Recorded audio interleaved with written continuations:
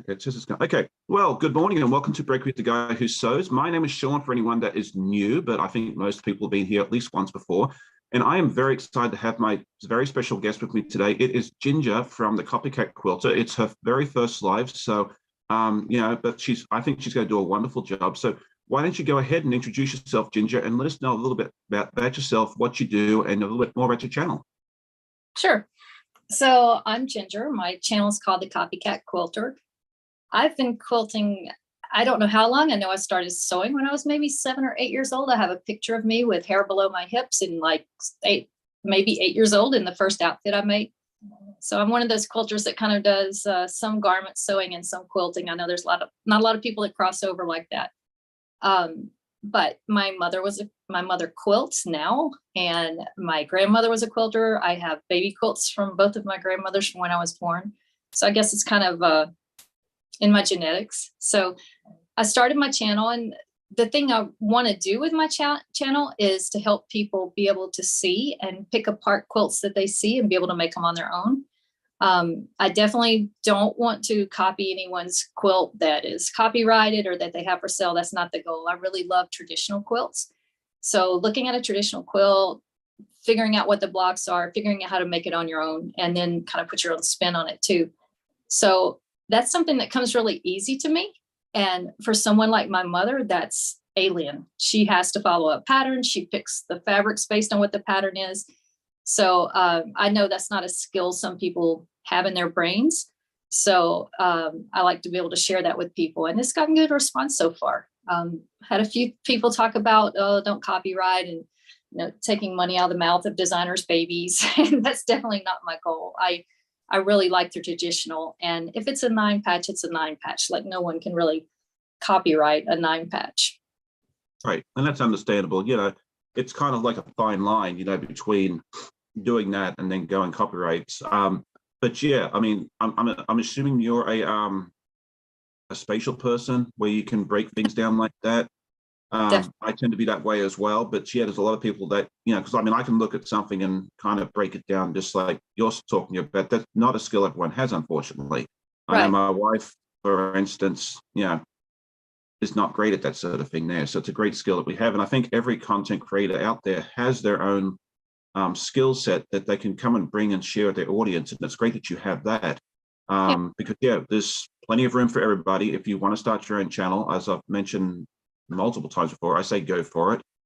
If I can do it, anyone can. I'm probably one of the shyest people on earth. So if I can and do it, really anybody can. I just want to say good morning to everybody that's popped in so far that I know about. And if you haven't put your name in the chat, then I don't know you're here. I want to say good morning to Miss Ella from Campbell's Creations. It's good to see her.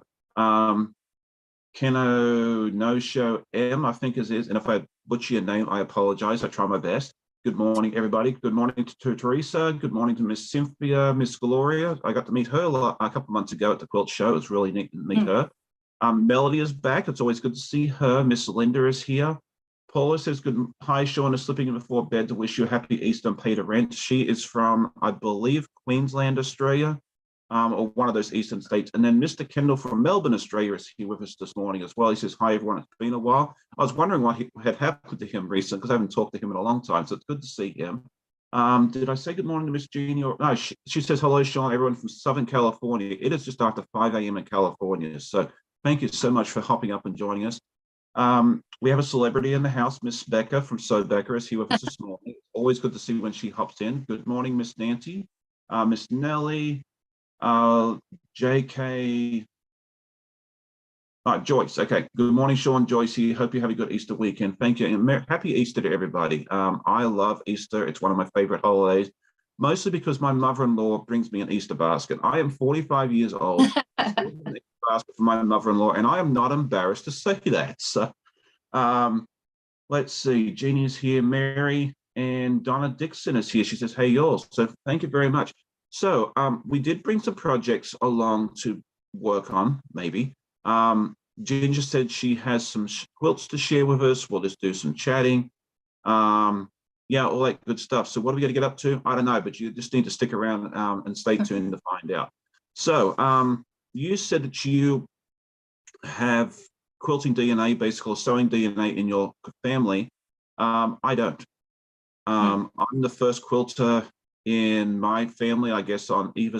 Well, one of my aunts quilted, but other than that, I'm probably the first quilter in the family in either side for quite some time. My sister now quilts, but that's really it. My mother sewed, but she did more like embellishments on like towels and Hmm. cushions and pillows and that sort of thing. There, she wasn't a quilter. Um, but you said you've been doing that much longer, correct? Since you're a girl. Oh yeah, yeah. I probably could find, actually, I know I have it saved in my pictures. The first thing that I made, I think it's probably the first thing I sewed that like actually stayed together, of Mhm. in 4-H, I think, around 8 or 9 years old, in a Kelly green skirt with blue rickrack trim around the bottom, elastic waist. So I keep that picture. I think that's probably the first thing I've made that wasn't like Barbie clothes wrapped around a Barbie or a doll, things like that. But yeah, I always loved watching my grandmother quilt. My mom is the 12th of 13 kids. So by the time I came around and knew my grandmother, she was very elderly, but she had the big frame that she raised up chains on the ceiling and would roll it down to the frame and quilt on it by hand and then roll it back up so that it was out of the way, which was kind of fascinating. As a little kid, you've got this thing hanging from the ceiling. But she made quilts. She hand pieced and hand quilted. And by the time she was like in nursing care, she had a key to the craft room at the nursing center, and she actually could do hand piece a king size quilt in about 2 weeks, hand piece and hand quilt it and have it finished. So everybody in the family has her quilts and things like that, and they're just like really special treasures. So, and I'm one of those people that likes to do everything. I've heard this story about their scuba divers and then their snorkelers, and scuba divers really focus on one thing and get serious about one thing, and they know it, they're really expert at that. And then there are snorkelers that kind of float around, look at the pretty fishes and kind of more generalized. And I'm definitely a snorkeler. When I show you my quilts, I try anything and everything. I really usually go back to that patchwork and the traditional stuff. But yeah, I do whatever there is to do. I think you can see, yeah, you can. I have a projector mounted to my ceiling that Right. I can cast over pictures from my iPad that I like and cast it there, and it blow it up onto paper down below that projector. So I can actually find like coloring book pictures that I like and cast it down and do quilts like that. So anything gadgety, anything that just hits my interest, that's what I want to try. That sounds so fun. And you sound very much like me. I want to try a little bit of everything. I'm mostly traditional. I am dabbling in FPP, or foundation paper piecing, Yeah. and like the art quilts interest me. I'd like to try it out at some point. So yeah, I thought that was a projector behind you. My wife's the school teacher, and I was like, yeah, that looks like something that'll be in the classroom. So yeah, it's awesome that you have that. It's a nice little tool that I don't think not a lot of people would have. Um, so do you want to go ahead and show us some of the quilts that you have brought? I know you have pictures of some. I don't know if you actually brought any physical quilts with you. I didn't. I don't have a lot of, well, I do have space, but I just didn't bring any in. It's difficult though to show a full-size quilt or even a smaller quilt on camera unless Right. you've tried it. It's not. It's yeah. I can assure you, it's not easy. When I give away almost all of my quilts to charity, our guild supports several different charities, and I find so much joy in just making them. And people that I would give quilts to, I do give some directly to friends, but people that I would give quilts to probably already have quilts from me. So I think probably every picture that I do on my channel and things like that is going to a charity somewhere, because for me, the process of making is the joy. And the reason I have the projector, I find it now for quilting, but a lot of the sewing patterns, like independent sewing patterns, now you can buy on PDF with an instant download, and a lot of them include projectors patterns. So you can shoot it down and trace your pattern out and not have to print it on paper and tape it together and all that stuff. But yeah, I'll Yeah. shoot. Yep. Go Okay. for it. Let me find. I thought I had it queued up. Hold on just a second. Okay.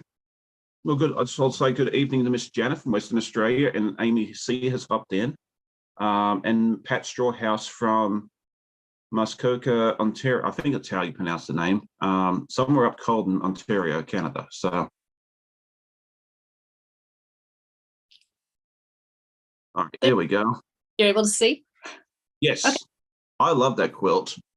It's a little crazy. Our guild had a challenge last year, and it's for charity, but they kind of do it as a challenge, and you vote on your quilts. We kind of vote and have a little door prize or a prize for whoever's quilt they enjoy the most. So I call this quilt Doesn't Follow Instructions, or the crazy cousin in the corner. It was my first year doing this. I've only been in this guild for a little over a year, and I didn't realize they were going to give you the background and sashing and points. And then your scraps were just supposed to be those 9 patches in the middle. So I missed that instruction and I ended up with this because I used all my own scraps. We had the pattern for the star, but it's a really basic pattern too. I mean, you can see there's a 9 patch and some flying geese around it. And Right. also the sashing is done on the adding machine tape. I don't know if you've seen that, where you take the adding machine tape and flip and stitch. I had been making that for months, well, years probably. My mom had been making some and sending it to me, so I used that for my sashing. But everyone else's quilt, the 9 patches were different, but the rest of it looked the same. And then there was mine. So we joke mine was the cousin that doesn't look like the rest of the family. It's okay. I mean, and sometimes you, just miss an instruction. I remember last year there was an event with So Becker and a bunch of other content creators that I was part of, and we're supposed to bring charm packs and some yardage, and someone missed that instruction and brought a layer cake instead. And yeah, his quilt turned out beautiful. And if I remember correctly, I think he entered it into a quilt show and won a ribbon with it as well. Wow, so nice. sometimes messing up the instructions is not a bad thing. So. Oh yeah. And this is one of my favorite quilts. I mean, I already told you I don't follow instructions in the first place, but this was one of my favorites. Yeah. It's bright. It's bright. It's very colorful, and anyone that's watched me for more than 20 minutes knows that's right up my wheelhouse. So, I may be copycatting that quilt pattern at some point and make one myself, because I've got a bunch of 2.5-inch squares laying around that I made a quilt with last year, but I've still got like 2 bags full of them. So yeah, I might be stealing that idea at some point. It's funny because I had a bunch of 2.5-inch squares cut, and then I realized I really like to strip piece and cut my 2.5-inch squares.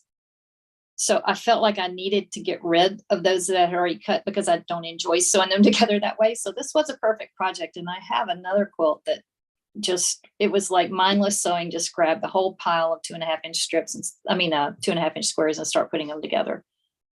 I do have a picture somewhere, I think, of the back of that, because I also don't plan ahead. So I had an extra square that went into the backing of it. That, like I said, planning is not my forte. I frequently will make a quilt and end up 1 block short and need to go make one more to fit it and realize I don't have the same fabric or something like that. But this was,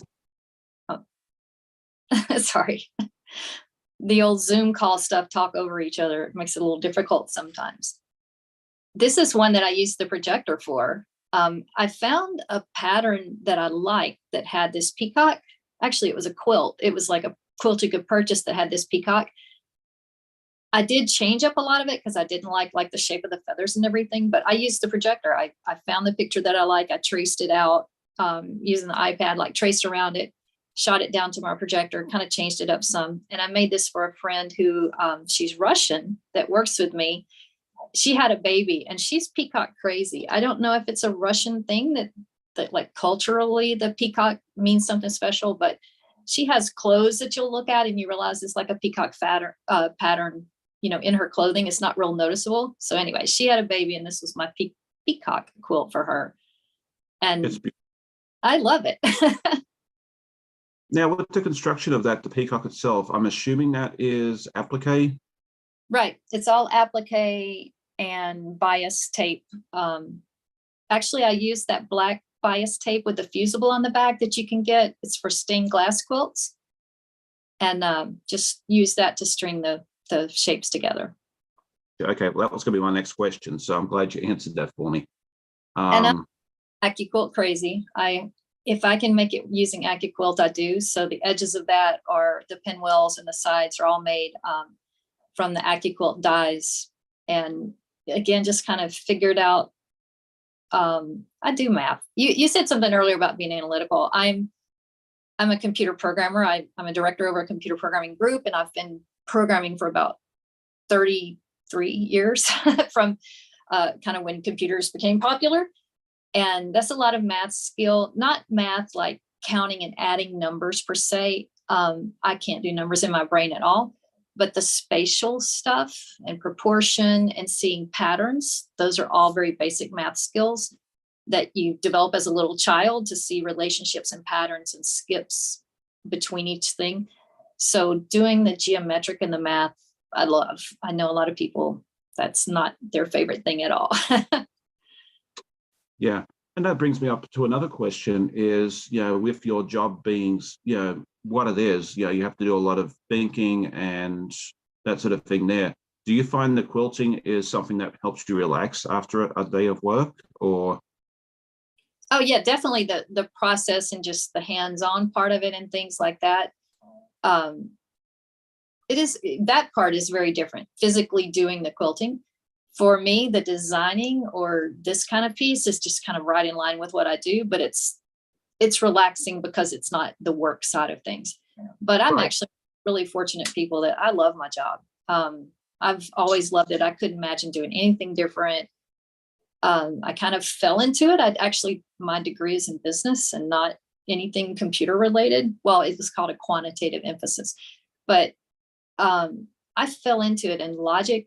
I remember as a little kid, we would play logic games. My mom was always buying logic puzzle books for us and things like that. So it's something that, again, it's natural to me, but the physical part of doing the quilting definitely is my happy place.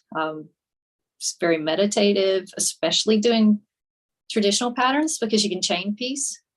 So to me, it's very meditative. You're doing that same kind of motion and things like that. So yeah, it's definitely my happy place, my get away from workplace. Oh, for sure. And that's how I feel too. Like I work in an office, and at the end of the day, I'm mentally spent, and you're running at 100 miles an hour, trying to solve all the problems that come into your inbox. And I'm sure you have the same concerns. And it's nice to be able just to come home, pick out some fabric, and just sew it together. Like even when our friend who will not be named has to come out, I'm not that mad because it's not a problem. I just make peace with seam ripping, or it's called the rivet stitch because you rip it. Yeah. I decided to make peace with that and with winding bobbins. It's like I would catch myself being so frustrated if I ran out of bobbins. And in fact, I have something to sew today and I meant to wind a bobbin. I'm not sure I did. But I just decided, that's like, we spend hundreds of hours putting together a quilt or quilts, and winding a bobbin takes a few minutes at the most. And that's if you wind 3 or 4 or 5. So in my head, I really tried to relax about that stuff, and even seam ripping. It's like, yeah, it's frustrating, but you can also it's part of it. It's almost like the frustration is a choice to be frustrated and irritated instead of just, it's just part of what we do.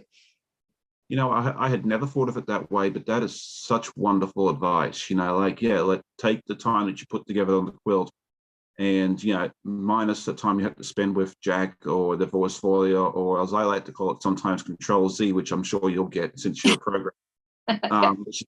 It's a command in Windows and Apple for undo. For anyone that doesn't get the whole Control Z reference, but you spend so little time having to do that stuff. And then if you're like yesterday, I was putting together a fairly large piece, and I think it was like 12 or 13 inches long. And then by the time I was done, I put it all together and went to put the next part together, and I realized I'd done it wrong. And I was like, oh, great, I got to bring Jack out.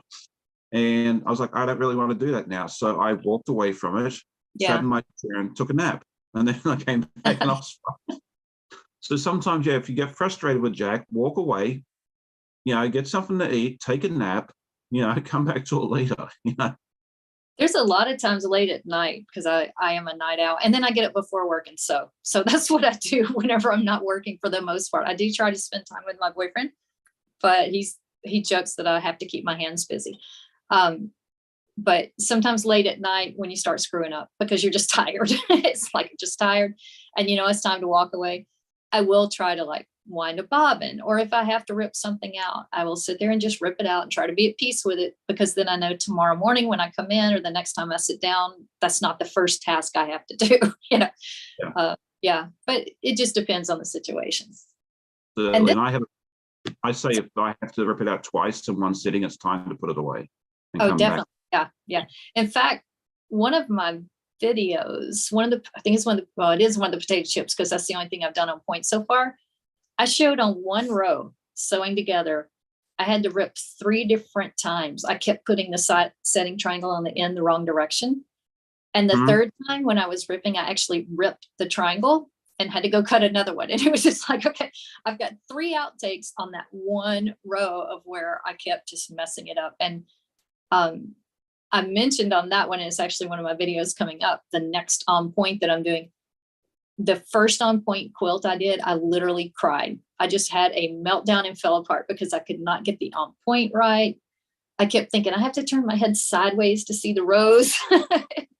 I'm definitely a rows and columns girl and not a girl going this way. And Dean had to come. I asked him to come. He's a carpenter. He's really good at angles and things like that. I had him come help me like lay it out on the floor, because I'm so frustrated I can't even see it anymore. So yeah, I try not to cry over quilts, but I did cry over that one because it was so frustrating. Yeah, I feel for you on that one. You know, it happens, and I've had times where I was out of my depth and I just put that quilt away and came back to it much later when I had more skills. So, you know, sometimes it's what you got to do, or like you said, ask for help. You know, a second set of eyes sometimes makes the world a difference. Yeah. And this is the back of that quilt. Again, I didn't plan ahead, so I had an extra block, but I like the back to look interesting. And I love it when people do that. Yeah. I think this one may be the first one that I use rulers. I'm not crazy about that quilting in the middle there, but I think this is the first one where I use rulers on my long arm to do the crosshatch. And then I just kind of free motioned around the peacock in the middle. Yeah, I'm just starting to learn rulers myself on the domestic. I don't have a long arm. I don't have the room for one. Oh, wow, that's pretty. This is a mariner's compass, and I use the AccuQuilt. I love geometry, and not geometry like calculating the length of a hypotenuse. I can't do that. I use Excel to figure those kind of things out. But I just love to see the patterns, and I'm crazy on any quilt that looks like it has curves when it doesn't. You know, it's a complete optical illusion. This looks curvy. Yes. And when I took this one's not quilted. I try not to show quilts that aren't finished, but I tend to have a lot. And I have the excuse now because Dean wants to learn long arming. I'm like saving tops for him to practice on. That's my excuse now. Hey, whatever works. Yeah. But after I took this picture, I realized in that top corner, that log cabin is actually, I think, the first quilt I made, that quilted wall hanging. I did the traditional red in the center squares and just used the layout of the lights and darks to make that shape. But I didn't even realize when I took that picture that was in the background. And then what sort of fabric did you use for that? Because is it like a batik? Or yeah, this is all batiks, and I think just a white on white, or maybe a solid white background. Yeah, because when you look at it, I see it now, but like when you see it from afar, it very much looks like opals, like the coloring of an opal. Yeah. I mean, I grew up, relatively close to where I do a lot of black opal mining. In Australia. I mean, relatively close is like 8 hours, but close enough. So yeah, I mean, I've seen some very, very expensive opals in a display case that I could never afford. And yes, some of those colorings, especially like in the middle-ish there, looks very, very similar to the colors that you would see on a black opal. So I thought that was really neat that it has that at least for me as well. I'm not sure. Kendall says Storm at Sea might be the Oh yeah, Storm at Sea, not Mariner's Compass. That's right. Okay, all right. So Kendall knows all that stuff. He's really good with that sort of thing there. Fallon ducked in earlier. I saw that, but I forgot to say something. But Tina's here as well. Everyone's saying how pretty it is. Yeah, it's just a beautiful beautiful blocks, and that's something else I think I'd like to play with at some time. My issue is there's so many things I want to do and just not Oh yeah. enough time. So I think we all struggle with that one. And that full-time job gets in the way of that. And I won't show you because that side of my room is messy, but that's the only disadvantage. I have a great, it's our spare bedroom. I think it's 11 by 18, full wall size closet. I mean, I am really fortunate to have the sewing space that I do. But over in one corner, I have my home office because I work from home. So it's like I'm always in my sewing room, but can't always sew. So that gets a little frustrating. I'm the same way. I do a hybrid. I work in the office sometimes, and then I'm sometimes at home. And yeah, where my sewing space where I'm sitting right now is also my office space. So yeah. Yeah, we do what we can. Like I said, you're always in a sewing room, but now, yeah, you don't always get to sew, unfortunately. But you know, it is what it is. Kendall says, "I see opals now that you say it." Yeah, I think me being an Aussie, you know, and growing up close to the opal mines would, yeah, it probably come to me a little easier. Jeannie, I don't name all my quilts, but I'll have to name this one something like Black Opal Mine. And it's interesting that you see that because it is like a water themed quilt, you know, being Storm at Sea. That's kind of interesting. Obviously, I didn't think of that in advance. Oh, it's beautiful. I love it. And it's just, you know, I guess it's like what your upbringing is and what your environment is around you. Like you could show that to 100 different people and they would all tell you, you know, it reminds them of something else. It might mean like the forest to somebody, the ocean or the lake or the cabin by the lake for somebody else. Okay, let's do this.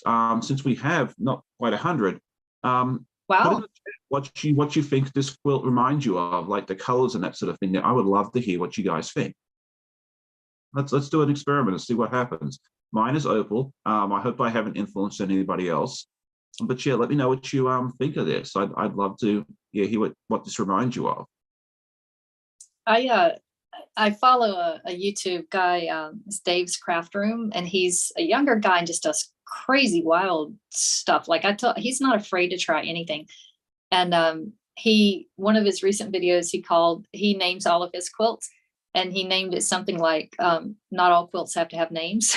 So I don't name, it's not like when I give it away, I put when we do charity quilts, we have a label that we put on the back for our guild, and we don't put like a personal label. So it's not like I put that on the back of all my quilts, but for some reason I'm a ruminator, and after a while something will hit me. And so I wouldn't have known what to name this, but I do like called it Black Opal Mine. I like that. Yes. Yeah, talk about Dave. He's a wonderful guy. I had him on the channel briefly late last year, and he does, like you said, he does wonderful work. If you haven't checked out Dave's Craft Room, go check out his channel. It's under Dave's Craft Room on YouTube. He does beautiful work. I need to get him back on here at some point as well. We got a couple different answers here. Jojo says ocean. Teresa says Jules. Jules, let's see what Janine says. So you have to sit there and think about this one. Janet says ocean coral. That one's not kind of fun, like thinking of the Great Barrier Reef, I guess. Brenda says I focus on the stars, majestic. Jeannie says it reminds me of a faceted diamond. See, I love all these answers. It's neat that we've asked all these people and we're all coming up with totally different answers. So you might, I mean, if you want to call it Black Opal, go for it. You got some wonderful answers here as well. Ocean waves under a full moon. And I think it is close to a full moon at the moment too. Nice. Now I have too many names to choose from. Those are all great. It's your quilt, you call it what you want. You know, that's what I talk about. Someone asked if Ginger has a YouTube channel, and she does. It is the Copycat Quilter, and I can go grab the link for that in just a second. I put it in the description, I believe, and I actually did check it today to make sure that the link worked, because sometimes it messes up. Oh, and I will give you credit, Sean, that I was thinking about doing this and kind of debating my end goal. I would love to write some quilt books. And for some reason in my head, it went to, okay, well, you know, maybe if I do a YouTube channel, I'll kind of work out what I want my niche to be and kind of get sorted in my brain. Like I said, I'm a ruminator. A lot of times I don't figure out what I'm doing till the last minute, because that's whenever it finally gels in my brain. And so I thought, okay, well, I'll do that and it'll help me gel my ideas for a book. And whenever I watched one of your breakfast shows, I think it was with Tucker. So it hasn't been that long ago. I've only been doing this about 2.5 months. And I asked you guys, and you said, you wanted to teach people, that you enjoyed teaching, and that really gave me the courage to go ahead and do it. That and my daughter really encouraged me. So I have to give you some credit for that. Thank you. And, it's one of those things I kind of wanted at the very start when I started my channel. I was like, if I could inspire someone to start quilting or do something, I've done my job, because everybody that watches my videos, whether they know it or not, has inspired me. I've gotten so much more done every week because I want something to show. Like, I'm embarrassed if I have to come on and say, I've done nothing. Like last week I had made 2 blocks. Like, let me see. The expression itself or the dachshunds? Okay, the poppy. Yeah, this is the poppy. It's part of the Wizard of Oz block. And that's all I had. That's all I got finished, because I cut out like 200 and some pieces for the Emerald City block, which I will actually get to show you some of tomorrow morning. So, but yeah, I mean, you guys inspired me a lot to actually get stuff done. So thank you all for that.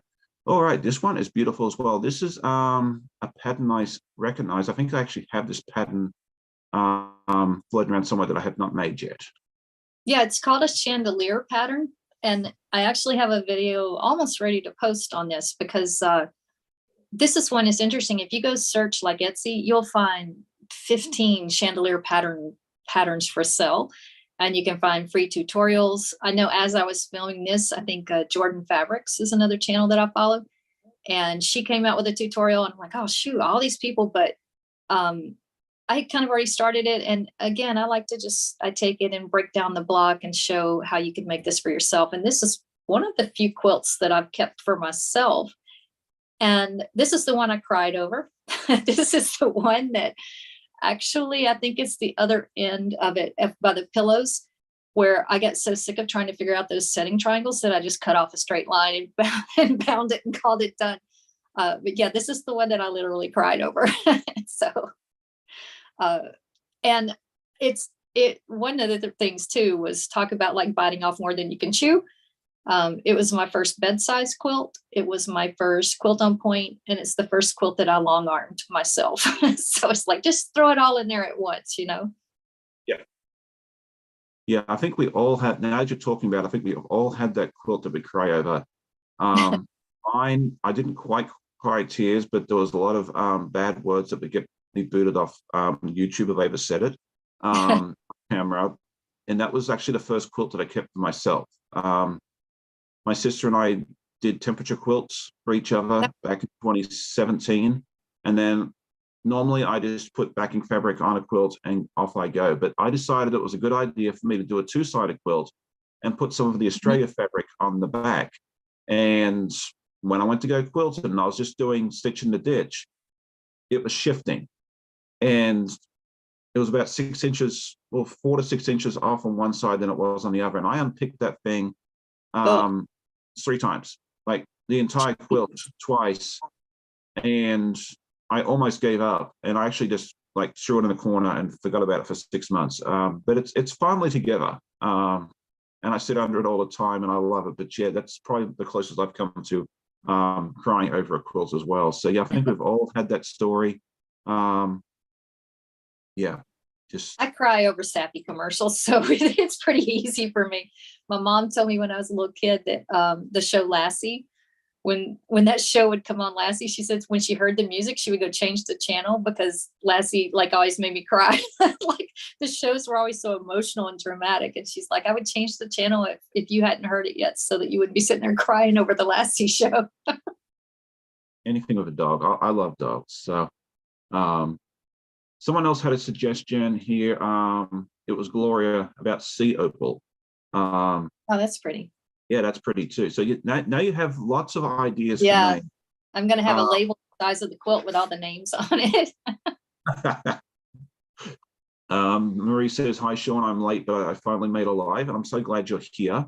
I see you a lot on the evening live, so it's great that you're able to join me in the morning. And I know it's early for a lot of you guys, and I just can't tell you how much it means to me that you guys get up every Saturday morning and hop on and watch, me sew and chat and, all that good stuff there. It means an absolute world to me.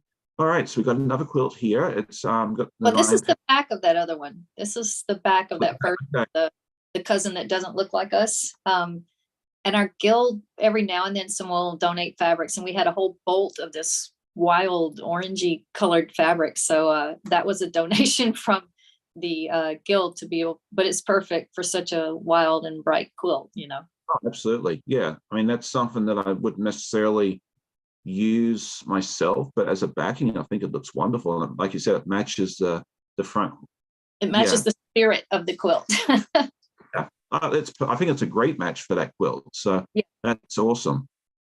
And I actually use that for the binding too, but as wild as the colors are, it blends, which this fabric would not blend with very many things, but it blends with this quilt.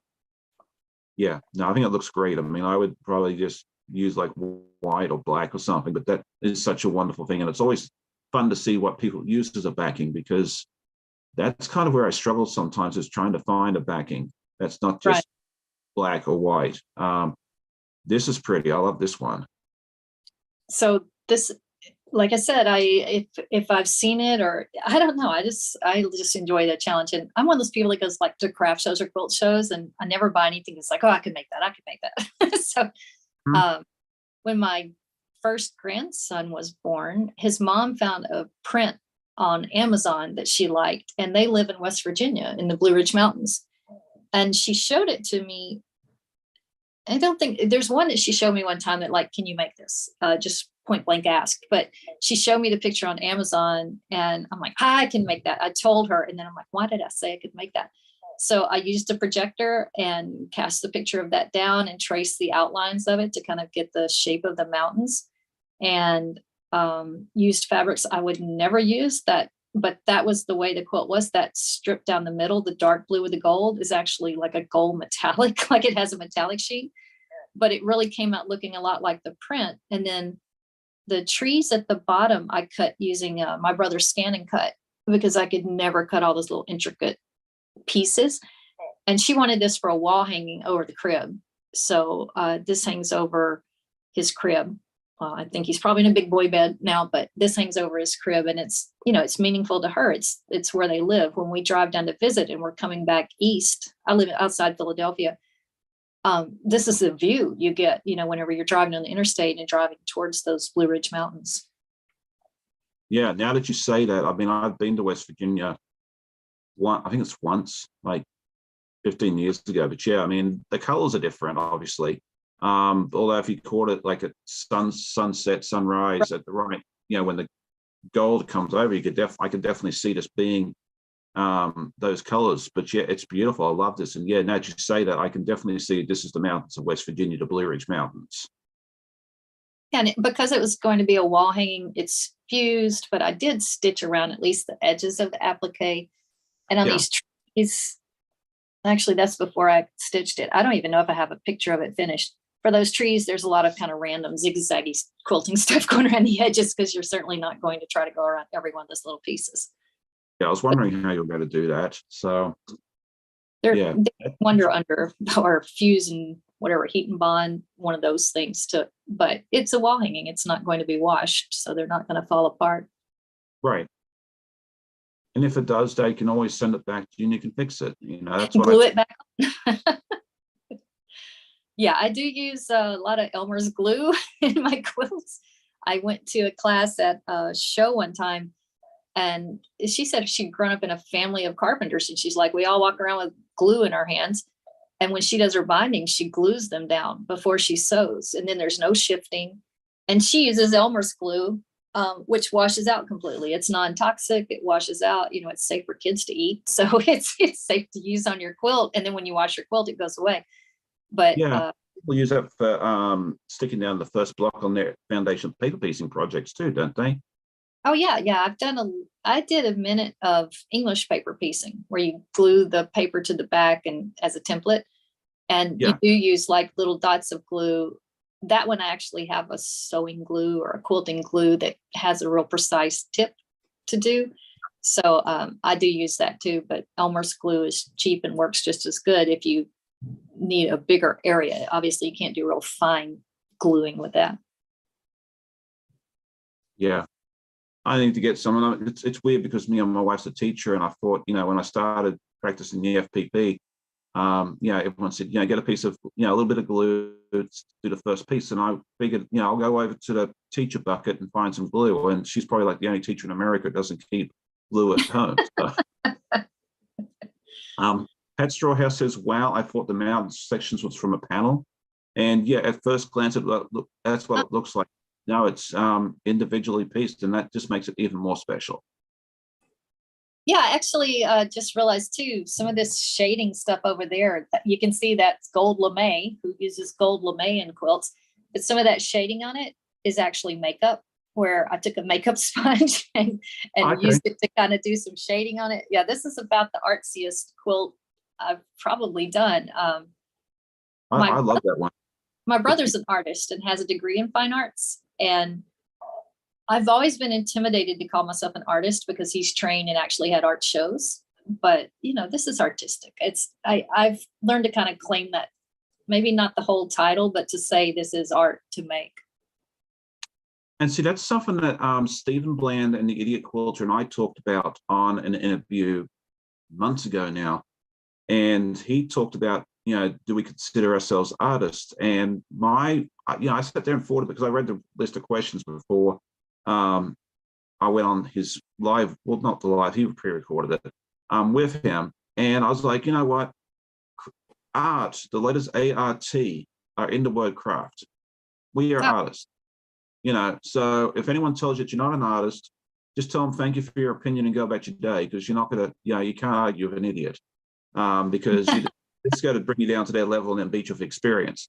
But yeah, we are all artists in our own way. We select our medium, we select our colors, like we're not bringing out colored pencils or paint, but we're bringing out our colorful fabrics and we're putting it all together. So yes, we are all artists. And yeah, the word art is inside craft. And so I'm sticking by that statement. Yeah, my brother and I had a discussion really not long ago about it, that I talked to him about quilts and is it art or is it craft? And he told me that like in school, as in art school, they kind of say that art is something that evokes emotion, or a lot of times art is political or making a statement, and he said that that's really kind of how a fine art school distinguishes an art from a craft. So I was like, oh yeah, I told him I don't know that I agree with that. And he said, there's fine craftsmanship that's different from art. But to me, this was something, if anything, the emotion is love for my grandkid and for my daughter-in-law, and, kind of expressing something that's in their area that brings up memories. So then that's kind of evoking an emotion, or, so I'll claim it. I'll call it art. Absolutely. I mean, is art just, using a pencil or a paintbrush? I don't think so. And if the fine art people are telling you it evokes emotion, then absolutely, I think it will qualify for that. Yeah. At the end of the day, as long as you enjoy what you do, that's all that really matters. You can call it whatever, you can interpret it or call it whatever you want. But yeah, I'm going with art. So Brenda says she hopped in a minute ago. She said that where was it? I couldn't stay awake last night, so up and alert this morning. Happy to be here. And then a lot of people saying you're very talented, and I absolutely agree with each and every one of them. And some people are using Elmer's glue for binding, which I've never thought of, but that's a neat idea too. As long as you're not washing it. If you're gluing on your binding, you can't wash the quilt because it will fall apart. But yeah, I think they're like pre-gluing it down so it doesn't shift while yeah, that's what I think. Yeah. So, I've heard of some people doing that on wall hangings, that they'll leave it that way. This is that's funny. This is another one of those Ginger didn't follow directions quilt, and I've made this one into a pot holder. What is it, about 1, 2, 3? I think it's about 12 inches square. So those are some tiny piecing things. Sure. I was taking a webinar class on using this specific tool that this instructor had developed, a certain kind of ruler. But I know I mentioned way too often, I love AccuQuilt and I love the geometry. So I found the same shapes in the AccuQuilt cube. The cubes are set with like multiple dies in them. So I found the shapes and I made this to match what she would have done with a ruler. I think her ruler had to do with those kite shapes. And then whenever people started showing their projects, I realized everyone else's was like an 18-inch block and I had picked one of my small cubes. So this has a lot of intricate pieces to be a 12-inch quilt. In those corners, those are 1-inch squares of a half square triangle. Those finish at 1 inch. So I messed up the instructions and I came up with something I really loved. That's great. And yeah, the fact that it's a 12-inch square just makes it even more stunning. Is that traditional or foundation paper piecing or EPP? No, this is straight piecing. This is cutting up little tiny half square triangles and sewing them together. Okay. Because it almost looks like, I mean, I could see you doing it both ways. Yeah, but paper piecing, yeah. Yeah, it looks like it could be, if I didn't ask, I would have, leaned towards paper piecing with the possibility of traditional. So yeah, it's neat that you've been able to do that. Well, that's kind of the joy of AccuQuilt, is it cuts it very precise. So my precision has to come from keeping that 1/4-inch seam, which I'm not great at, but it looks like I did a decent job. My corners are matching really nicely there. Yeah, I mean, it looks, it's not quite perfect, but it's pretty close. And it makes something that small, you never get a notice. Plus, we're our own worst critics. If you show it to somebody else, they were like, "That's beautiful." Don't even, Yeah. Again, like, unless you are planning on entering it into a show, and even so, that's only a small part. They focus more on the quilting itself rather than the. I mean, yeah, you'll lose points for not being perfect, but it's not detrimental, really. Gloria says she calls quilters kitchen quilts. I love that. I might have to adopt that. Adopt that name. Yeah, like I said, what else are you going to do with a 12-inch square? And I certainly wasn't going to make any more of these 12-inch squares. Actually, our charity has a new thing. One of the charities our guild does now for neonatal units, they're asking for 12-inch square quilts for like the NICU to put. So a 12-inch quilt can actually fit into like the NICU baby bassinets and stuff. But yeah, this is found and called a hot pad. Okay, that's great to know, because I don't know. You may notice, you may not. I'm actually in the process, and we started like a quilt. Oh yeah. And we were talking about possible charity projects and the discussion of NICU and that sort of thing. Now I know Donna with Handmade by Ying made like one that was 48 by 48, and it's actually like a cover for the humidifier. Right. And that sort of thing there. But I think it's neat that they can actually use the 12 by 12s inside. I never knew that was a thing. So that might be something we can consider doing at some point. I think that'd be a great project at some point to do as well. Kendall says it's bedtime for him. I'll catch the rest. Thank you for joining us, Kendall. It was great. I'm glad you could join us. Yeah, because it's late there. I think they fall back tomorrow, so I think it's almost midnight for him. So I'm glad he could join us a little. I want to get on your guild calls. I guess I missed the time or whatever for them, so I'll have to go back and look. Yeah, the next let's talk about that for a moment since we're here. We're doing monthly meetings. Everybody is welcome. We're still trying to decide if it's obviously I learned this week that a guild probably should have membership in like a national association. Otherwise, it's more like a group or a B or something like that. Yeah. Well, that's something we can discuss later on anyway. But the next one will be on Sunday, April 30th, and I've set it for about 7:30 p.m. Eastern. I'll announce it more as we get closer. But that's what we decided. And yeah, just an informal group. I'm not part of a physical guild because the ones around here or at least for 30 to 45 minutes away from me. And the only one that's on weekends starts at like 8 or 9 in the morning, which is when I'm talking to everybody here. So, and I'd rather hang out with you guys. So, I figured, why not do something online with the viewers and whoever else wants to show up. And that way, if you live in the country like a lot of people do, and can't make it to a guild, come and hang out with us for a little while. So, definitely an option there as well. So, we've got that part. Do you have more quilts to show us? Sure. And I was going to say, if your guild is looking for a charity kind of thing that you could do, we make 18 by 12, I think it is, placemats for Meals on Wheels. So they'll take, and that's everywhere, like yes, anywhere in the country. So it might be something the guild could do, and then people could donate to their local Meals on Wheels. So absolutely. And that's, and like, we're just getting started. We're just getting ideas and that sort of thing. And I welcome any ideas, any suggestions that anybody has, because I don't know what I'm doing. I'm building a plane to fly it, So yeah, that's a great idea. And Meals on Wheels, my grandmother used to drive for them, and deliver meals. And my wife knits as well, and she was part of a 12-hour knit along where they raised money for 4 different charities, like food charities. I think it was like Feeding America, World Kitchen, Meals on Wheels, and someone else. So yeah, that's an important one to me. So I think that'd be a great idea for us to do potentially down the road. Yeah, and it would be local to everybody. Like probably everyone lives in a county somewhere or parish that does Meals on Wheels. Yeah. No, I thank you for that suggestion. I think that would definitely be something we can do in the very near future as well. So. Amy C says she makes placemats for Meals on Wheels in my county. So, okay, yeah. So I might have to have a chat to Amy and, let's pick her brain for a little bit about that.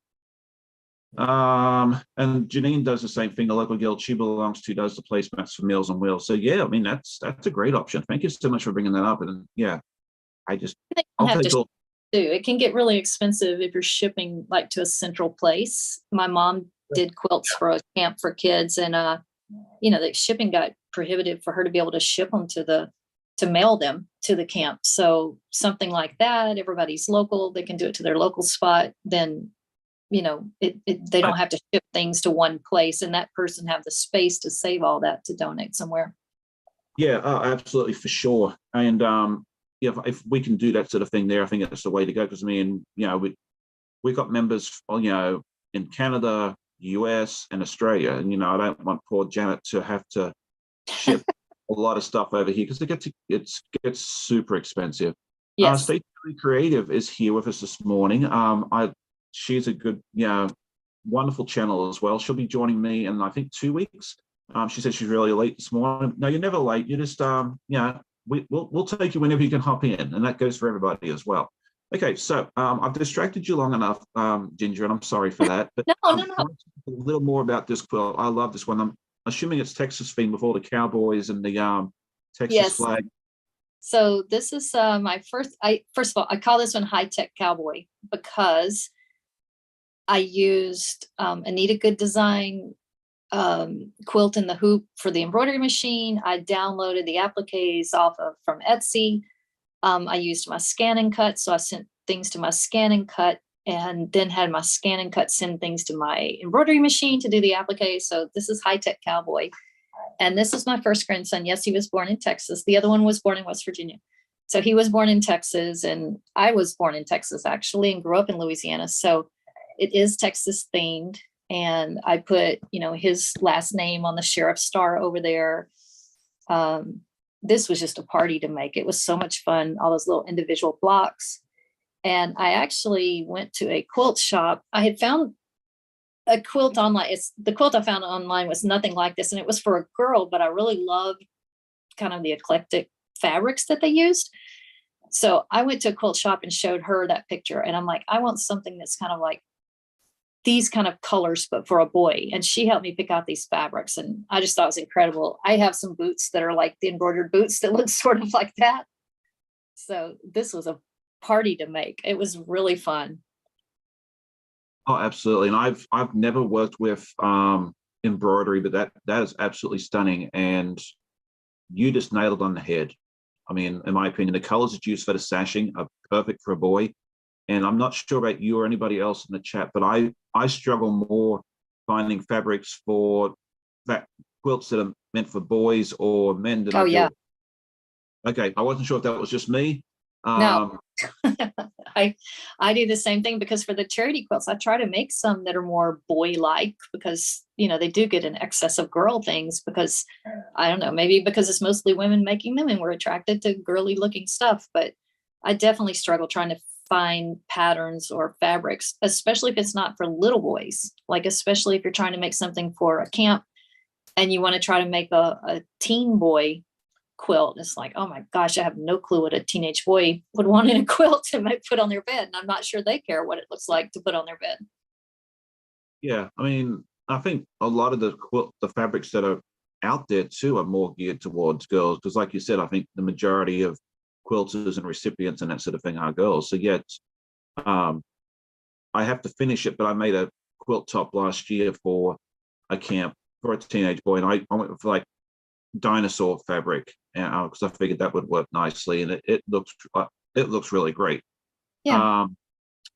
Just want to say good morning to Heather from the Debt Free Quilter. She is here with us this morning. What else did I say? Okay, she got some rest last night, so that's always good. Brenda says she loves this quilt. She had to show her husband. He's a retired horseman, so he apparently liked it, so that's good. Some of the designs would make a wonderful Kentucky Derby quilt. That's very true. Yeah. I love hearing all the comments from everybody. You guys have such wonderful ideas, and give me such inspiration as well. So yeah, but I love this one. You did a wonderful job with this. It's funny you say that about the Derby, because every now and then we go to the horse track, and it's kind of funny. We bet $2 bets so it's like cheaper than going to a movie, and you may actually walk out with some money. But I am not a horse expert by any means, and I always bet on the gray horses. So that's why the horses on this quilt are gray. It's my favorite color horse. Yeah, one of my buddies would like to go bet on the horses once in a while. I'm like you, I might have put $1 or $2 here and there, and I always pick something like middle odds, 5-1, 6-1. That was always the favorite. Never used to win, and then there was no point betting on the outs.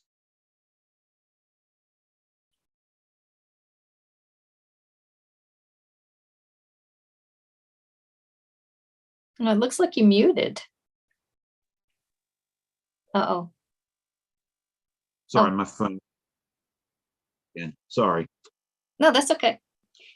Yeah, so that's my thing. But yeah, I haven't bet on a horse in probably 25 years. So Heather says true, there's not many fabrics geared towards teen boys, and that's when you have to get really creative with fabric and design choices for sure. Who wants to make a brown quilt? I mean, well, there you go. There's a girly quilt.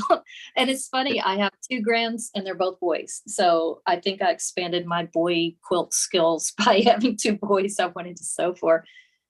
But I made this one for a friend whose wife passed away, and he has a young daughter. So she's really into pinks, and she's being raised by a dad now. So I made this for her, and did the 2 little bluebirds for him and her. And then the bluebird up in the tree is for his wife watching over them. Oh, nice. I love that. You do such wonderful work with applique. Oh, thanks.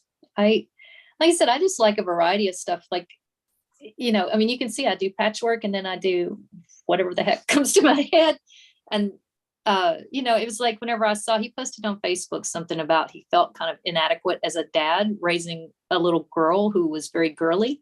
I mean, I think she was maybe only like 6 or 7 when her mom passed. So it was like, oh, well, I love pink. Let me do something pink.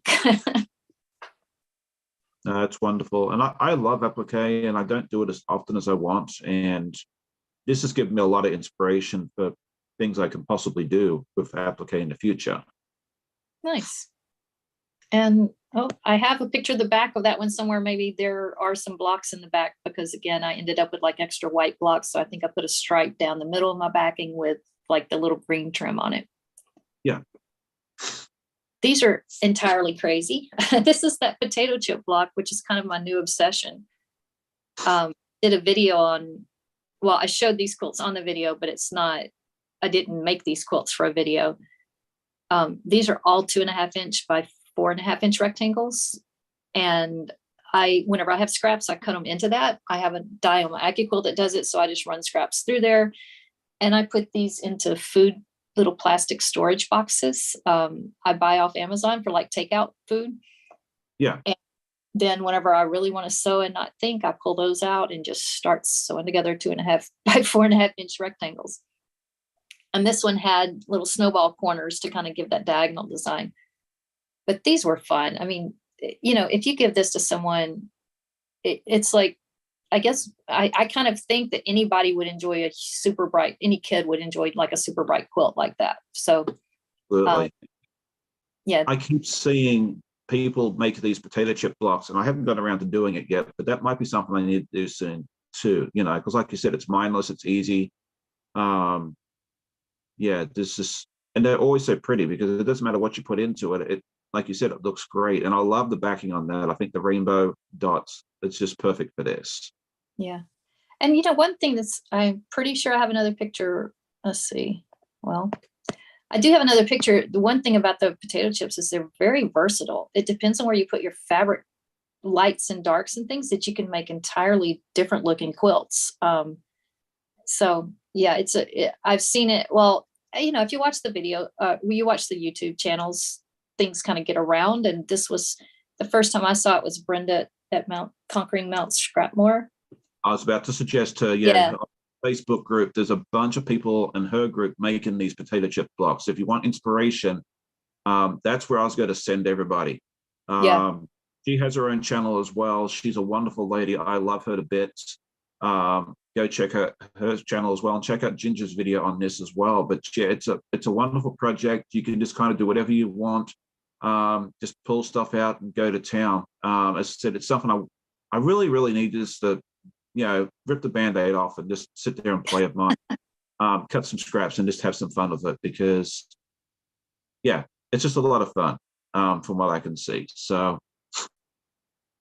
this is another guild challenge. If you see that little, where is it? Right there in the middle, where it has like the beep beep on it. They gave us last year a charm square that you were supposed to use in a quilt, and it had to be on the front of the quilt. And then we had prizes for, best for a boy, most creative, things like that. I won the award for best use of fabric, and it wasn't a cheat, but I found a fabric, like you can see that one had the word beep there in the corner. I found this other fabric that was like exactly the same color and the same style of little trucks and things, but it didn't say beep. It didn't have the words on it, but you can't tell. So, if you look at that and you look at those green squares, you would think that was not from a charm square. But I got that piece of the fabric because I found something that looked so close that it was like really featured on the front. I mean, everybody could tell, and it wasn't like lying about it, but I did get the best use of fabric award on that one. Yeah, that's really neat. I love that. And of all the vehicles and that sort of thing there. And that's one of the things with the guild that I'm going to call it a guild until someone says I can't. You can do. Yeah. I'm looking forward to be able to like come up with challenges, or with the members' input, come up with challenges like this. And I'm kind of thinking at the moment, maybe one that is make a quilt for a boy. Even if it's something small, I think that'd be a lot of fun. Because that would be a challenge. Now we're all talking about it. I'd love to see what people come up with too. So we'll talk about that at our next meeting, but I'm thinking that's kind of where I want to go with that. Janine says that boys likes greens, reds, orange, and blues. I had my coffee and I'm still half asleep. I know many that have called purple their favorite color, and that's absolutely true. I think a lot of boys like purple. Marie says a couple of years ago, I asked my son what kind of quilt he wanted. He just said red, so I gave it red fabrics and did a crazy quilt. He loves it, and that's another option too. Yeah, just find out what color they like and just go to town with that. This one, well, and that challenge, it had to be for a boy. That was part of the challenge. You had to use the charm square, and it needed to be for a boy, and they gave us the size. So This is another one with like the applique on the embroidery machine, which definitely makes applique a lot easier. Yeah. And I quilted with variegated thread in the sashing, but then just use white around the edges. That's just a fun one. Yeah, that is a lot of fun. And that'll fit into just about any nursery too, which is nice. Yeah. I think, yeah, this was a man quilt. We donate quilts to a cancer center. And so Okay. I like grays and blacks, and just, I guess it's kind of a rail fence pattern. I sort of made it up as I went along and tried to get the weaving in and out look on it. Yeah, that's really neat. I like that a lot. And this one had, oh, they're out of order. That's the back of the bird quilt from the other thing where I just used scraps left over from the applique fabrics. But I do have, well, they're definitely all out of order. On this one, I used rulers for the quilting, and each stripe, I used a different ruler. So I had the circles and I had this kind of scroll thing. I'm learning to use the rulers, and I like that. I like doing the free motion and just meander and things like that. But the rulers are kind of fun too, especially on something where you have stripes, where you can follow the stripes. That makes it really easy. Yes. Yeah, I'm starting to use rulers myself. They primarily because I'm not a free motion quilter yet. I'm kind of using it as my training wheels. Right. To try and start off that way. But I think like with certain things like that, you can do some wonderful stuff as well. So it's a good tool for me to have, I think. And I love what you did with it as well. This quilt is called I Hate Minky, because I backed it with Minky and it was horrible. I will never use Minky. It gets in your nose. It's like it chokes you. It's all over your room. It stretches when you put it on the backing. It has stretch to it. And this quilt is called I Hate Minky. People love it in quilts because it's so cuddly. I just will never sew with it again. I hated sewing with it. It's challenging. I've used Minky once or twice, and I kind of had the same issues that you described. I think if my opinion, and I am probably wrong on this, I think that's good if you're doing stitch in the ditch. Like if you're just stitching every 6-7 inches or something like that. If you're doing very basic quilting, it's not terrible. Yeah. So I think now that I'm remembering it, I did it for a quilt for my sister and my brother-in-law. It was 6.5-inch patchwork, and I just kind of went down the ditch each one, and it wasn't terrible, but I couldn't imagine doing intricate quilting like that with Minky. I think that would drive me very much insane. So Marie said, it was on the long arm, and really the problem was trying to mount it on the long arm and not have it stretch, because you put it on and you put it on your long arm, you tighten it up, and getting it not to stretch but still be taut was just impossible. I think I have a picture of the back. There are definitely places where there's big huge wrinkles where it had stretched out and it got wrinkled into the stitching, and I was not pulling it out, and it's fine. It keeps people warm. It's used at the cancer center. I'm sure it gets grabbed for men sometimes because it's not florally and so girly looking. Yeah, I was thinking about whether you could put like interfacing on the bag. And Marie H says the trick is to put in the dryer first and then use it. To keep the fluff down. Yeah, it's the fluff is maybe as well, so maybe putting it in the dryer first would be the way to go. Janine says it must be backwards. I started quilting free motion and now I'm trying to figure out how to use the rulers now. Yeah, I think that'd be totally different. It might be easier doing it the way that I'm doing it, like learning how to free motion and use rulers all at the same time. I don't know. Same way. I did the free motion first and then went to the rulers. And my free motion is mostly meander or stippling or loops. I like to do loops. Yeah. I've done a little bit, but not very much. I'm really trying to get out of the ditch, and that's kind of one of my goals for 2023. It's actually quilts and quilts instead of just making quilt tops. But like I want to get out of the ditch. And then Heather says, I heard a trick to cutting Minky is to have a vacuum of a hose nearby and vacuum all those fibers as soon as you cut it, but I haven't used Minky personally. Yeah, I've heard that too. And there's so many I actually took a class on it at a conference one, and it was presented by Shannon Fabrics, the ones that came up with Minky. And they were just, oh, we can convince you to love sewing with Minky. And I came out of class like, okay, I know I hate Minky. And this quilt was after that, and it just confirmed I hate sewing with Minky. Yeah. They had vacuums all over the classroom. Like they had, it's at a big conference center in Dallas, and they had vacuums all over the classroom for that class. And and if it's long Minky, you like cut it with a razor on the back. You don't cut scissors or with a rotary cutter, because then you're cutting the pile. And I'm like, who has time for that? Who has time to take a razor blade or a scalpel and cut from the backside so that you don't cut any of the fuzz in the front? Yeah. I think I'll stay away from that too. Marie says that the fabric patch gives good tips on using it as well. So yeah. All right. So this one here, again, I'm guessing it's like a. I don't know what it's called. I saw some pictures on Pinterest, and I'm not sure. I never saw like this exact quilt. So this is a Ginger made it up as she went kind of quilt. And what? Yeah. If you look, it's 9 patches in the middle, and it's triangles in a square pointing out away from it. There's only 2 blocks in this quilt, and it's just the way the layout happens. And again, this is it looks curvy, and there's not a curved seam on it. I love that optical illusion of things like that. Oh, for sure. And that's, yeah. I did a quilt last year called the Somber Quilt, and it does the same sort of thing. It's just those triangle things, and yeah, it has an illusion of the curves as well. And I think that's always neat when that happens. Yeah, it's hard to convince people that it doesn't have curves. Dean looked at it, and I'm like, and actually we saw one, I think it may have been at Storm at Sea, in a quilt shop one time on the wall, and I'm like, no, it doesn't have any curves. He's like, it has to have curves. And he went over and like examining it because he couldn't believe it didn't have curves in it. Yeah, go take a straight ruler with you and go see what its curves are. Right.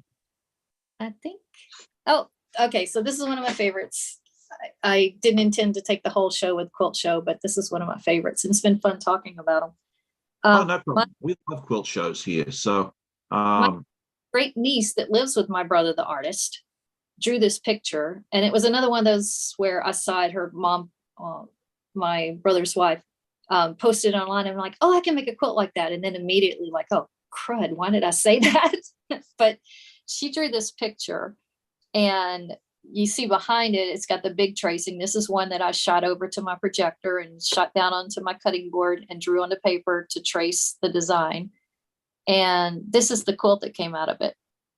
And oh, wow. I had so much fun making this quilt, just trying to like stay true to her picture and the colors that she used. And she's got like her dog, and I think one of these is a rat. I think the one on the right there is supposed to be a rabbit. But I used pieces from her picture, and I love doing patchwork, but I get really bored sometimes if I'm doing it all across a big quilt. So this is a great way to make some blocks and put them on a quilt, but not have to make a whole quilt with it. And I asked her if it had a name, and she said it didn't have a name, so I called it Rainbow Cat. That works with that. Yeah, I'd never thought about using a projector to do that sort of thing there, but I might have to go borrow my wife's classroom one day. It's great for blowing things up. I know you can take it to coffee shop or whatever, but then you have to trace it off the paper too. So, and that actually, the center of that is they're called Inktense pencils, Inktense. And they're artist pencils. They're actually ink and not like not coloring and things. And they're completely permanent, and you don't even have to heat set them, but I did. You color on it. I put stabilizer on the back of the fabric, and then I colored on it. And then you take water. It's kind of like watercolor. And whenever you wet it, it becomes a permanent dye. And you can use, actually used aloe vera gel, so that it kind of controls the bleeding, but it gets it wet, but it doesn't bleed out so much. So I drew this onto the fabric with Sharpie markers, tracing it, and then used those Inktense pencils to color it, and then held my breath whenever I had to go back and paint water over them, that they wouldn't bleed all over the place. So I had never used the Inktense pencils before. So this is another, let's make something for someone and try a new technique I've never done before. And I love it. This has got to be one of my favorite quilts. Oh, it is for sure. I saw some, like when I was at the quilt show the other month, they were selling like stuff where you could paint your fabrics kind of. So I don't think it's the same stuff, but same sort of thing there. So it's really neat to see an example of what it is, because all I saw was like pretty little vials of paint. Yeah, But this is these are like colored pencils. So you actually like write on it with colored pencils, and whenever you wet it, it activates the dye. And gotcha. it washes. This was after being washed. It never fades or anything. It's a permanent dye. Okay. Yeah, it was fun. I don't know that I'll ever do another one, but it was fun. And you can see I don't plan ahead. So I have like coping strips, you call them, at the top and bottom to make the panel the right size to fit the blocks around it. You make it work. That's what It you does. always do. And I mean, that couldn't be a serious quilt anyway. Who could make that picture a serious quilt? Oh, exactly. But I mean, it's such a wonderful memory of that picture that, you know, if it's on a piece of paper, it could easily get, you know, lost or destroyed or, you know, that sort of thing there. And now she's got like a very permanent reminder of that. I think it's wonderful. It's, you know, definitely one of a kind as well, which is even more precious. Oh yeah, nobody could copy that one. That's not going to be a copycat quilt. And that's the back because I had extra squares, of course. And I actually made a label for it and put on there like an artistic collaboration between Ari and Aunt Ginger, and had the date, you know, and everything, so that I actually labeled that one so that everybody will know where it came from. Excellent. Love that. Well, just want to say goodbye to Stacey Lee Creative. She says, sorry, I have to go. Have a great Easter, and happy Easter to everybody. Thank you for joining. We'll probably wrap this up in about the next 5 or 10 minutes as well. But this has been a lot of fun. Was that the end of the quilts? Yeah. Okay. All right. I didn't want to cut you off. No. But yeah, it's been a lot of fun. We didn't do any sewing, but that's okay. You know, like I bring people on to the lives, and sometimes we sew, sometimes we chat. And I kind of just say, hey, let's just see what happens. You know, we always have a good time. The viewers always seem to enjoy it because they hang around, which is always good. So Marie says the Sharpie probably held the color in also. Yeah, we may have to play with these pencils someday. I'm very intrigued with how these all work. So I might have to have some fun with this one day. I did have my iron hot, and I have my machine here, and I was ready to sew. But I had brought, I cut everything out last night, but I'll just have to do it next week. That's all, to make another one of these. Wow. Hunter Star. I've made 5 of these blocks already. I think I'm going to end up making 8. And yeah, I mean, I had everything cut out, and I was ready to go. I had my iron turned on. I had my clapper. But you know, we had a really good time chatting. So you know, this is what I brought.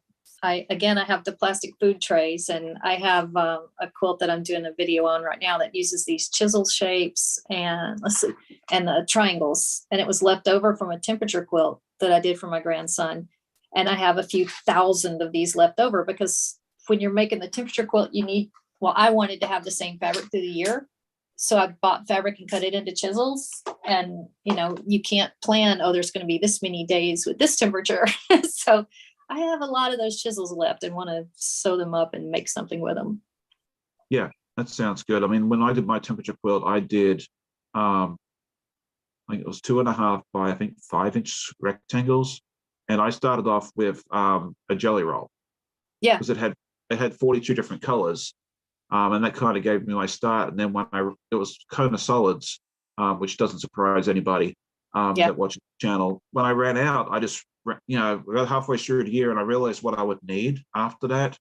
I was able to run to the store and just go grab more of each color that I needed. So that's exactly what that is. And there were multiple orders throughout the year. He was born on New Year's Eve, and I gave it to him for a little after his first birthday because I needed the temperatures from those days. But those were Kona solids, and suddenly it's like, oh, that Paris blue temperature is really common in West Virginia apparently. And I used a lot of Paris blue, or cheddar cheese was another one that I had that was, or maybe cheddar, but another one that for some reason that was kind of a common temperature for their area.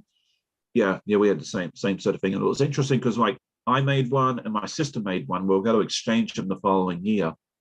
And all my blues and purples and all the cold stuff is at Yeah. January, February, November, December, and then hers is all the blues are in the middle of the quilt.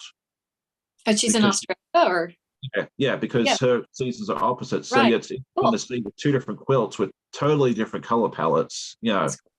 in that as well. So let's see. Kathy says, I enjoy seeing other makers' quilts and hearing the stories behind them. And I do too. And it's like when anyone ever comes on the channel and says, hey, I want to talk about my quilts, I'm like, let's go for it. Always so well received by the viewers. I love doing it. That sort of thing there. And it's less prep work for me as well. So it makes my job easier. Jeannie says, I have to feed the cat. Everyone have a happy Easter. Yeah, I hope everyone has a happy Easter. Yeah. Enjoy yourself, enjoy time with family or whatever you do for Easter.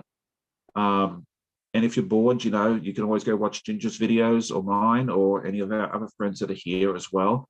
Happy Easter. Sorry? I said, or sew some. I plan to spend some time sewing. Oh, me too. And but I know a lot of people watch the videos while they sew. Oh, so yeah. that way I try to. Sometimes depends on my mindset. Sometimes I get very distracted and I need it to be kind of, if someone's playing the TV in the background, it doesn't bother me, but I can't focus on a video and sew at the same time a lot of times. So just all depends. Okay. Janine says, happy Easter, everyone. Great show today. Okay, yeah, I think we'll go ahead and wrap things up. So thank you, everybody, for joining me. Do you have anything coming up on your channel in the near future that you'd like to let the viewers know about? Sure, I have that chisel quilt. I actually have another chandelier quilt that I've done that I did a video for because that was before I was YouTube. But I'm putting together a sampler quilt that I want to show. And if you like traditional piecing, it's for you. If you like modern quilts, it's for you. I'm calling it a create your own adventure quilt. And so I'm excited about that. That's going to be fun, where you make the blocks that you like. And what's really unique about it is the layout. And the layout of it is what makes it really modern. So that's going to be fun. And that's actually going to be another quilt for my bed. I'm going to use a warmer batting, and that'll be my winter quilt. And then the one that I showed earlier has the light batting. That's the summer quilt. Nice. I'll have to go check that out. So yeah, definitely go over and check out Ginger's channel for that. I'll throw the link back in real quick. That should be good. There we go. And if you like what you see, definitely like the videos.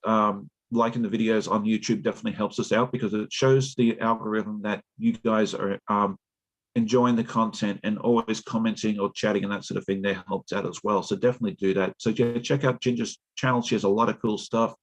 I think you'll enjoy it. And then for me, we'll have my podcast tomorrow morning, and we'll go from there. And then the quilt show review video that I keep promising everybody for the last 6 weeks is actually recorded. I just need to finish editing it, whatever that word is, and I'll get it out this week. So one step close. I had to record it twice because the first time I just was like a rambling mess of nothing. So I was like, yeah, that's not going up. So good morning, Laurie. It's good to see you. You caught us right at the very end, but you can always hop back and watch the replay. But yeah, let's go ahead and say goodbye. I hope you all have a great Saturday. Happy Easter for everybody. And I will see you all tomorrow. Go check out Ginger's channel and all the goodness that she has. And we'll see you then. All right. You all have a good day. Thanks, everybody.